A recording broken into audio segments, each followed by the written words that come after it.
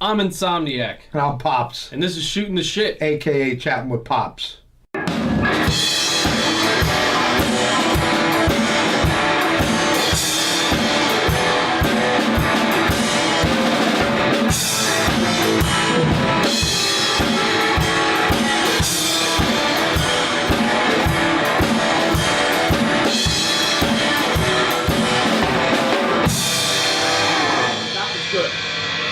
Was good. And that one was pretty decent.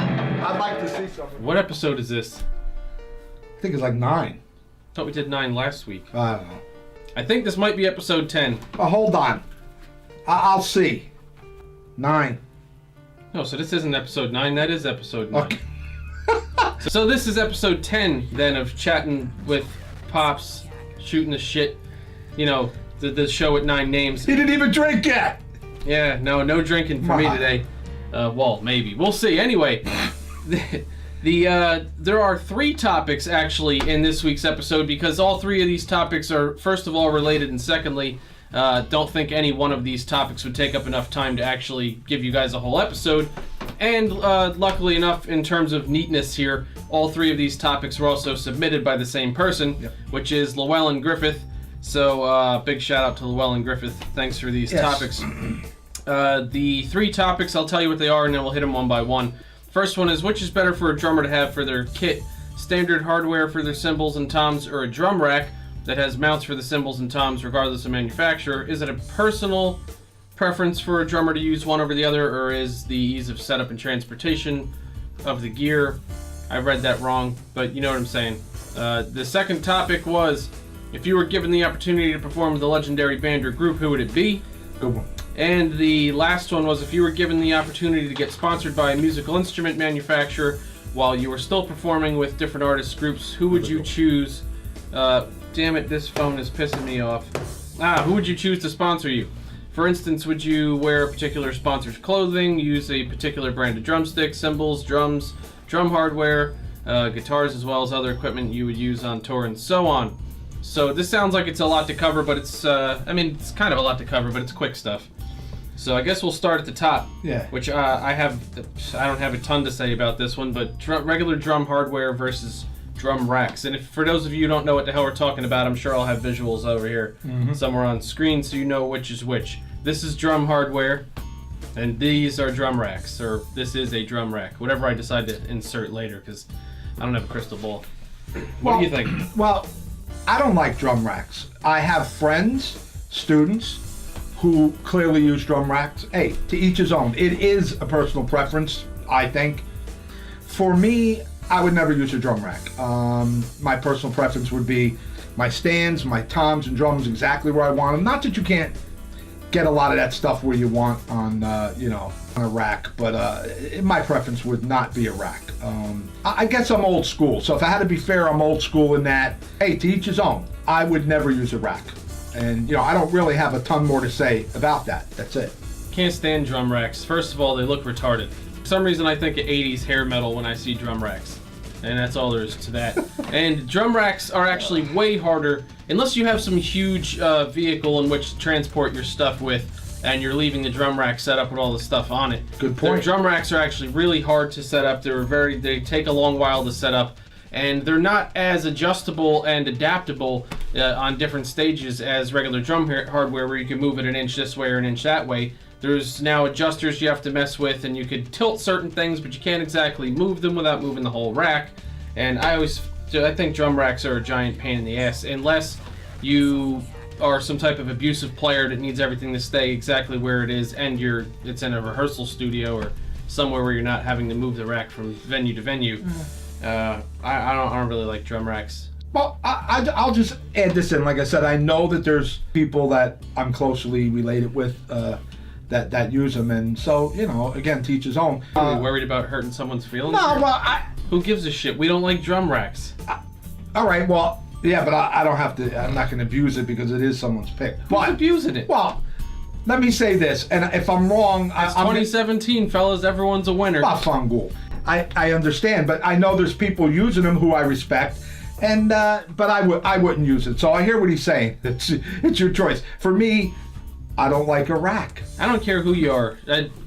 A drum rack. I don't like drum racks. I mean, well, I'm not really sure what happened here. Yeah. So next topic. All right. Let's talk about this topic and then apologize to people. If you could play with Oh, this is if good. you could play with a legendary group, who would it be? It can't be one. I mean, I'll pick. We'll start with what the top one we think, but I can't stop at one. That's great. I have a few, and actually, I don't think any of them can be considered legendary, but I'll get into that when I get. Well, for me, they are legendary. There's no question because of the work that Mitch Mitchell, in my opinion, on this album with Jimi Hendrix Experience did. I would have loved to have played with that band, the band that did Experience. You know, with Mitch Mitchell and I forget the cat's name that played bass.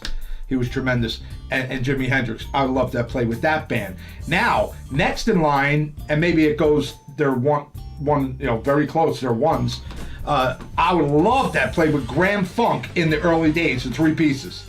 Yeah. You know, the three of them, Mark, Don, and Mel. Oh man, I would love, and boy could I play that stuff. And then Led Zeppelin.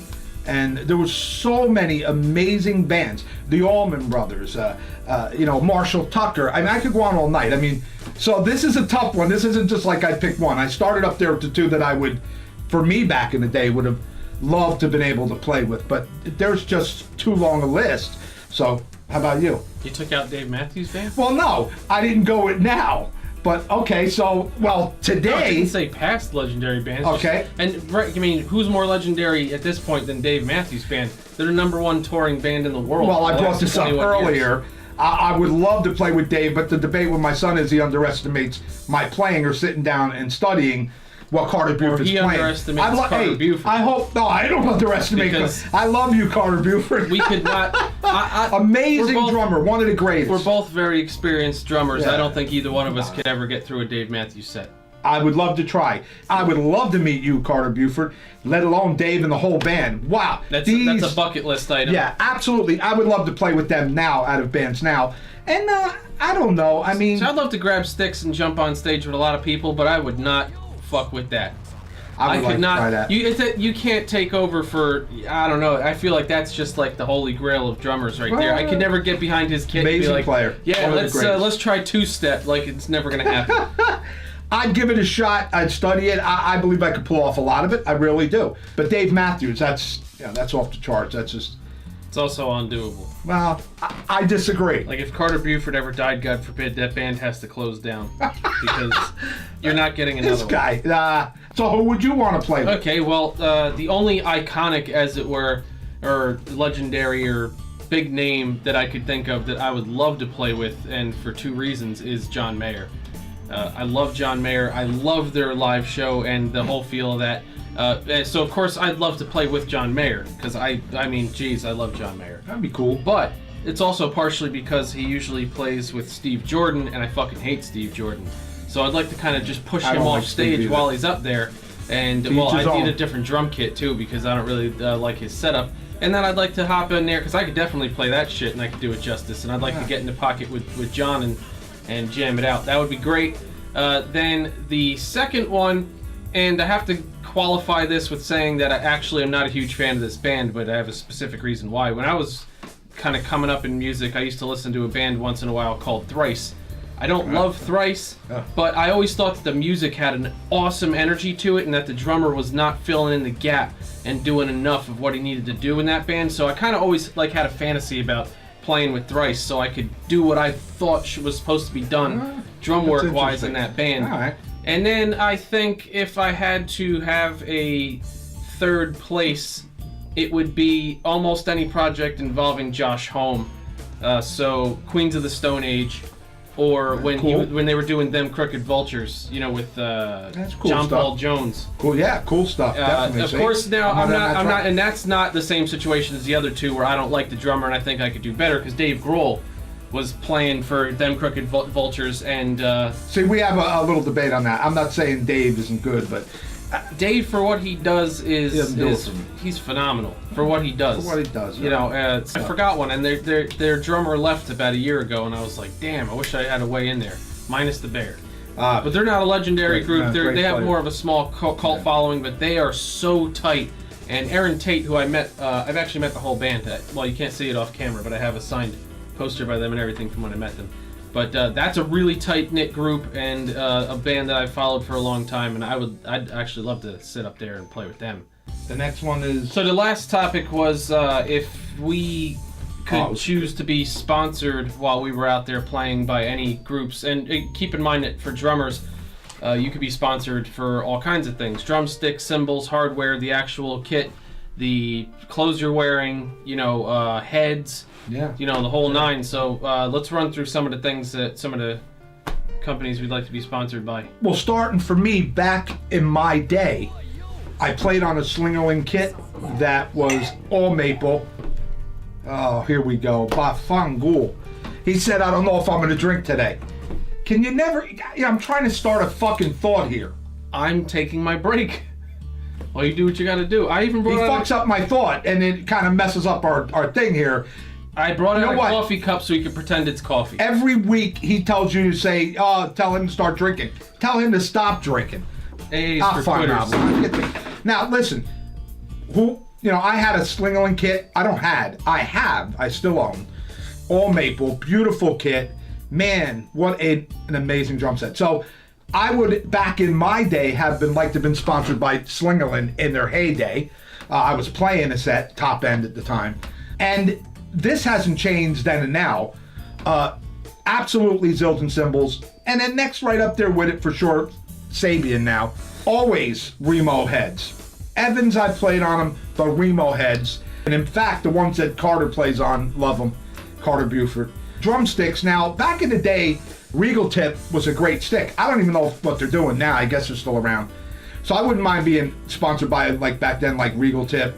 Today, it would be wonderful to be sponsored by, Vic Firth, and I would absolutely wear, their stuff to advertise. You see me with Zildjian and all kinds of stuff here still. I would love to be sponsored, and I play on this kit today by Tama. I love the drums I have. A Star Classic, the best Tama kit they make.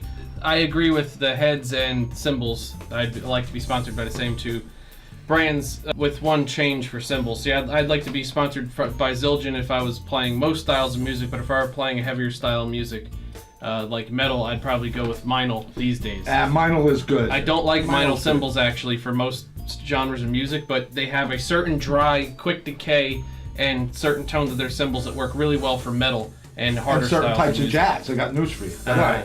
Yeah, Meinl's. I'd actually still prefer Zildjian. The Istanbul stuff actually for jazz would be. I agree with you. I prefer Zildjian. And Remo heads for sure. Absolutely Remo heads. I've played on all kinds of every head you could think of. Aquarian, Evans, the whole nine.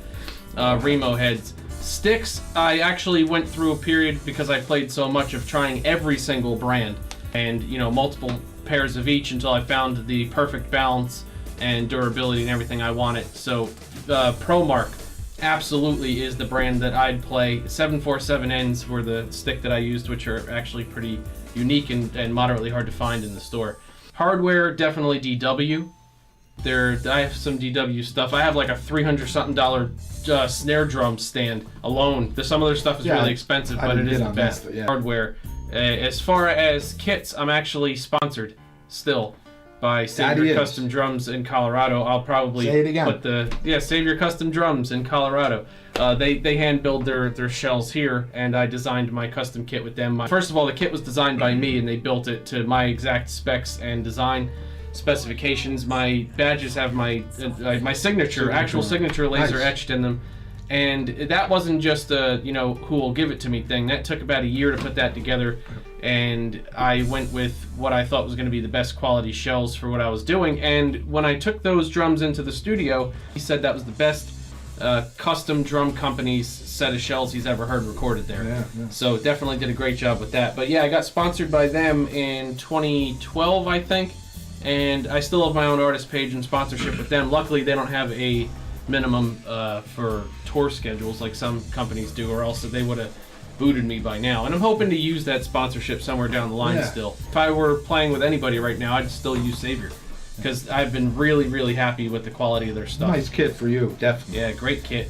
not all the time is this just going to be laughs and cursing and carrying on, and this is Yeah, we're sorry for the low profanity count this week. yeah, but this is a passion for us, so it's cool, gives you something to think about. I mean, I'm 56 years old now, and the things I brought up and the people and the topics you brought up, I have a passion about, and I know the people I brought up, I can absolutely play with and cut and do a heck of a job, as good as any drummer in the world. I'm sure of that. And I'm confident that's that the you bottom could line. absolutely play with all of them, except for Dave Matthews Band. Well, I disagree. I think honestly either one of us could. Luckily, we were blessed enough that I think either one of us could cut it in any of the bands we mentioned. Well, But I don't know about Dave Matthews Band. well, boy, would I love to meet them. Oh, well, the Great difference guys. is he'd give it a try. I would not. I would. They don't touch perfection. No. Well, no. yeah, I do hope that you enjoyed, not just Llewellyn Griffith who asked these 3 questions, but I Thanks. hope a lot of you enjoyed this topic, and it's something that's, a personal part of us, and we love sharing that. But at the same time, if you want to just see us go, completely crazy next week, make sure that you, either in the comments or on Patreon, because this is a Patreon exclusive video, let me know what topics you want to see us do, and if you think of something that we think is going to be a blast, we will do that next week. Yep. Or one of the following weeks, because like I say, every single week we keep all of your topics on a list, and we will get to them. So Did you tell me Llewellyn? Llewellyn is in the UK? he's in the UK. Hey man, rocking in the UK, no question. Good stuff. That's where a lot of the best rock Oh, yeah. came from. Thanks, Good Llewellyn. stuff from the UK. And actually, Yep. thank you to everybody watching this, because I know there's a lot of people outside of the country Yes. that are watching my channel. I say it every week. Spread it around. Share it with people. I hope you guys enjoy, man. We really appreciate everybody out there. We do. I mean, I saw my son do a really stand-up thing a few weeks ago, and I was moved. I never told him that. I'll tell you on camera. I was moved. I really was moved. I talked about it to other people, and made me realize, God must have used me. I did a good thing. But we do appreciate you guys, and I'm glad to be doing this. It's a lot of fun. Getting to look at myself and starting to realize, wow, I see why people get a kick out of me, Sometimes I'm not trying to be funny here. I hope you know that. So that's even more funny, I guess. Again, thank you all. We're enjoying this, and good stuff. We'll see you next week. All right, peace out, man. All right. See you.